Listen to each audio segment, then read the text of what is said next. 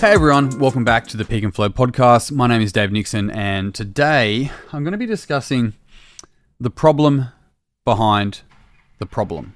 So what does that actually mean? What am I referring to?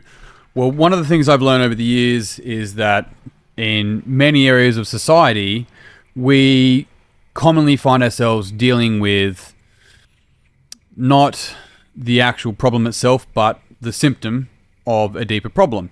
And this can be an example, whether it be in weight loss or whether it be in business or whether it be in relationships or so forth. Commonly, we're attempting to fix a symptom rather than the actual problem itself. And the further I've gone down into what's really called developmental coaching, and I've spoken about it at length in many areas, and that's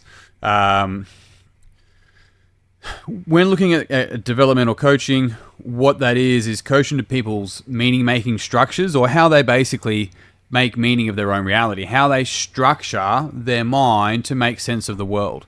And the benefit of the way that we structure our mind is that it allows us to have a really simple map of how we actually understand reality. The problem is that it can be exceptionally constrictive. It can limit the way that we heavily limit our potential. In fact, the less flexibility we have in our thinking, the more rigid we are, the more problems we run into, because the world is a continually unfolding, expansive thing, right? With billions of people involved, it can't really be suiting you all the time. So the more flexibility that we have, the greater flexibility we have in our thinking and our emotions. It really is the emotional agility that Susan David speaks of. So with developmental coaching, it's actually starting to see those structures of mind that we hold and that we value. And what that allows us to do is to actually start getting to the problem behind the problem. And an example of that in the book, and I probably should actually find it, but in the book, The Body Keeps the Score, one of the stories in there is about, and so he's a psychiatrist, and one of the stories in there is about one of his colleagues that runs a weight loss program for his clients. And funny enough, this colleague had one of his colleagues, an admin staff member, do this weight loss challenge. Now, the challenge was a year challenge. So it was, and challenge may not be the right word, it's not the fitness type challenge, it was more so research more than anything. And so he ended up running this program for this lady. It was mostly to do with shakes, as in weight loss shakes. And she lost effectively a kilo a week, like 100 pound, right? For 52 weeks, kept it off. And then let's say that's a calendar year. A few months afterwards, the person who ran the study saw his colleague again who lost all the weight, and she had put it all back on again. Now, this can be a common theme in many people's experience. We call it yo-yoing or yo-yo dieting or whatever the case might be. But it's so easy to think that the person's problem is that what they're eating and the exercise they're not doing. Now, he said to her, he asked, is it possible to interview her or for research purposes to find out why you may have put that weight back on? She's like, sure. And so with questioning, what he found was that there was a moment in time where she was actually approached by another male colleague that basically said, hey, you look great, we should catch up and, go down a particular intimate path. And that triggered for her some PTSD, that's my words in relation to the story, of sexual abuse when she was a child. And so from there, she put the weight back on. Now, she didn't put the weight back on because of the trauma. For her, putting the weight back on meant that she never had to get exposed to being in that type of situation again. Her weight gain was actually a solution to a deeper problem. And so this is where, as in society, we can see like something so simple like that and be like, oh, that's the problem is the weight gain, they're eating too many calories. That's a symptom. That's not the problem. I can see how people run themselves into the ground and they want to stop doing, they want to take care of themselves. But running themselves into the ground is a symptom of a deeper problem. They might have a meaning structure that goes, if I'm taking care of everyone else, then I'm worthy. And if I don't take care of people and take care of myself, then I'm selfish and I'm not worthy of love. And so there's the problem there is the meaning structures that they made maybe would have served them when they were much younger. Maybe it served them when they were a kid, but as an adult, it's just not working for them. Their cup is continually empty. And so this is one of the challenges of just dealing with the symptoms of what we deem the symptoms to be within societal norms, especially from an observational standpoint.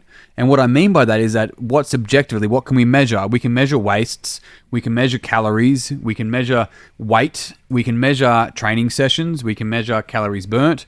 These are all objective measures, but people are not just objects to observe, they are also subjects to interpret. And because that space is so subjective in nature, it makes it so hard to actually ground it in frameworks. And so developmental coaching, especially through the coaching room, based out of Sydney and Melbourne and a few other areas, have really brought together such an integral approach to understanding these models and maps. And then I've integrated a lot of that into the phylogenetic nervous system, into breathing gears, into how we both breathe and then move and physically show up, and how we think, and mapping that out as one whole thing. And so this has allowed us to go deeper and going, what's the problem behind the problem? Rather than just staying with and dealing with the symptom. Because it's like having gut issues that gives you a rash, and so you put a cream on the rash and the rash goes away only to come back. What's the problem, right? Where's the leverage? And that's the key thing here. When we start getting to the problem behind the problem, it's a lever. When we can really start dealing with the problem, the symptoms go away. So what we're trying to clear and fix in the first place actually gets cleared by dealing with the actual problem as well. And one of the challenges I see with a lot of people is that, and I hear it in coaching conversations, is they start to see a frame, so maybe a frame of mind, a belief structure that is not really yielding a positive result for them anymore. And so what they'll do is they'll see that, such as I talk down on myself to get more work done. And so for them, they may want to attempt to do what's called a positive reframe. And this positive reframe comes from this whole positive psychology movement, which is, if I think negatively here, I can reframe this as I'm learning, or as in I'm worthy of love, or I just put another sentence there, right? But even if that sentence was to stick, the difficulty is that I still hold value to the old frame that I'm attempting to positively reframe. Even though it's negative in nature, at some point that was actually useful for me. At some point that got me a result that I wanted in that time. One of the most powerful sentences, and I hope I communicate this multiple times again and again and again, that I've heard recently was from Joseph from the coaching room, funnily enough. And what he said was talking about the mental infrastructure is an infant structure. Is that when we were younger, we developed this structure of mind, and this structure of mind has helped shape how we view the world, and we commonly are responding to the world, reacting to the world as the infant structure, not as us today. We're not meeting the moment. And this is the beauty of learning how to meet the moment and be present, not just from the sake of, posting on Instagram because I'm breathing, right? I'm literally talking about all of you in the moment, integrating all of your past into the current moment as you now, rather than reacting as a younger version of you. And so the difficulty with a positive reframe is that we never actually address the value that we hold on the old frame of mind, because it's the value that drives that frame of mind that commonly is the problem. And if we're not able to identify that, then we will still hold that subconscious value, that unconscious value behind that way of thinking, behind that way of being. And so we can see the problem, the symptom, right? We can see the symptom and we can attempt to reframe it. But if we never deal with the value that we hold behind that actual negative self-talk, for example, then we never actually deal with the problem itself. And so it's not about whether we should or we shouldn't do positive reframes. It's more, once we start to see through the infant structure, the value that we hold on particular frames of mind, on ways of being, it actually just collapses. That frame, it will continue to arise. The thinking that I want to change, which is usually rejection, which commonly creates more of it.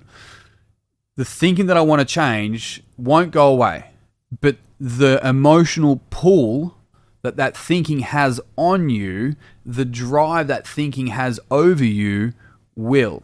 And that's the important point. If we're able to get to the value and understand what value we once held that we may still be holding on a particular way of thinking, then we can collapse that frame by seeing through that it's just not true anymore.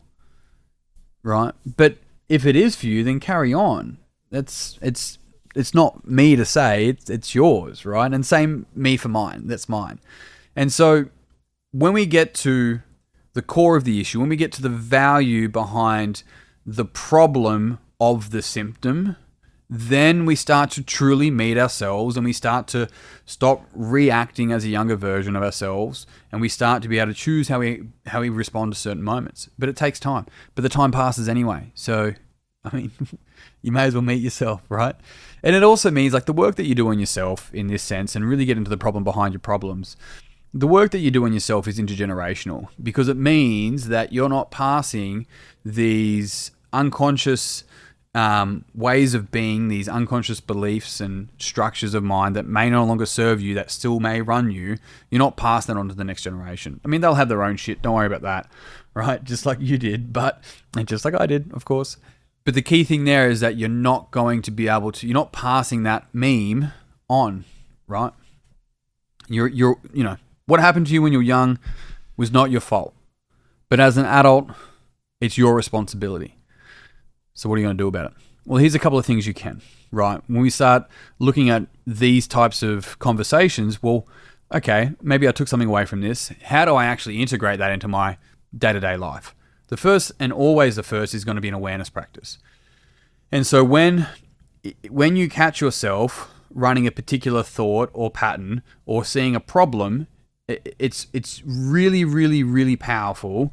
And you've got to ask this from a place of curiosity, but it's really, really powerful to go, okay, genuine inquiry, you don't have to say it, but it has to be a genuine inquiry. What's the positive intention behind behaving like that?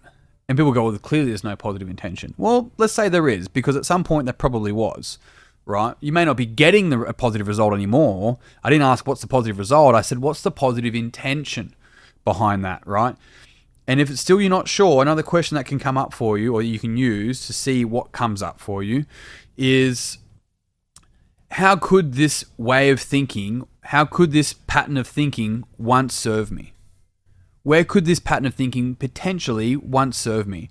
And see what arises. But you have to ask these questions from a place of curiosity, not from a place of judgment. It has to be observational in nature, which is, once again, a practice in itself. Team, that's me done. Thank you very much for tuning in. I hope you found this podcast, I don't know, enjoyable, educational, something. And if you enjoyed it, it would mean the world to me if you'd pass it on or share it on your socials. Make sure you tag Peak and Flow Training and myself, Dave Nixon Flow, on Instagram or other socials, I guess. But yes, team, thank you very much for tuning in. You can learn more about the retreats, coaching and training at peakandflow.com.au. You can grab a copy of my book, Minding Yourself, anywhere online that sells books. If you buy it from my website, I'll even sign it for you. Send you a little love note. Otherwise, that's me done. I'm out. Until next time, peace and pizza. I'll see you soon.